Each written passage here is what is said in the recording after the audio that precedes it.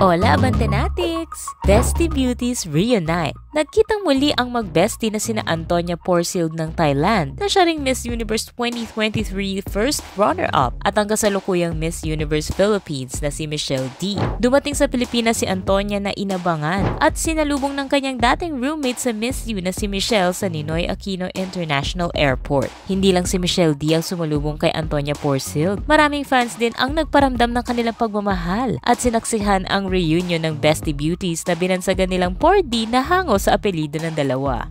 Sabay-sabay pa nga mga ito sa kanilang pagsigaw ng 4D, 4D! May mga dala pang regalo ang fans para sa mga beauty queens. Grabe, ang daming pageant fans ang nagwagayway pa ng mga banners na may nakasulat na "The blessing is here." Sobrang supportive talaga ng mga Pinoy fans. Meron ding mga gumawa pa ng mga peking marriage certificate at pabirong sinasabi na selyado na di umano ang pagsasama ng dalawang Buconera. Kilig much, diba? Hindi naman nasayang ang pagod ng mga fans dahil nagpaunlak ang magkaibigan na pumirma ng mga autographs at nakipag-selfie pa sa kanila. Nagpasalamat naman ang Thai Beauty sa mainit na welcome at sa mga regalong natanggap nito mula sa mga fans na sumalubong sa kanya. Samot-sari ang mga regalo na masayang ipinakita ni Antonia sa kanyang Instagram stories. May mga souvenirs, stuffed toys at meron pang Care Bear shirt na may nakaprint na "Hi Mommy Antonia." Thank you so much to all the fans who came today to the airport and gave me all these gifts.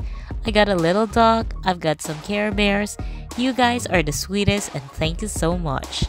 Sabi niya, bumisita sa bansa si Porcil para gampanan ang kanyang mga tungkulin bilang Miss Universe Thailand at bilang first runner-up ng Miss Universe. At sa maikling biyahe niya sa Pilipinas, maasang makakatikim si Antonia ng adobo at mabigyan ng pagkakataon na masilayan ang magagandang beach ng bansa. Sa mga nagtatanong, paano naman namuo ang pagkakaibigan ng 4D? Unang nagkakilala ang dalawa sa Miss Universe Pageant 2023 na ginawa sa El Salvador at simula nun ay nagpatuloy na ang kumustahan nila. May mga araw din na namimiss umano nila ang isa't isa. Sabi ni Michelle, "I don't think there's any secret to great chemistry.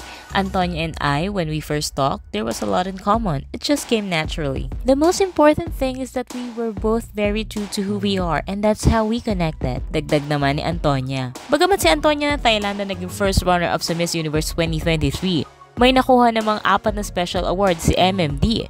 Kasama dito ang Best National Costume at ang Fan Vote. Lalo pa kayang lalalim ang pagkakaibigan ng 4D? May chance kaya na mag-artista si Antonia sa Pilipinas ngayong mainit ang pagtanggap ng fans sa kanya? Ano masasabi nyo rito, Abantenatics? I-comment mo na yan and don't forget to follow, like, and subscribe for more updates!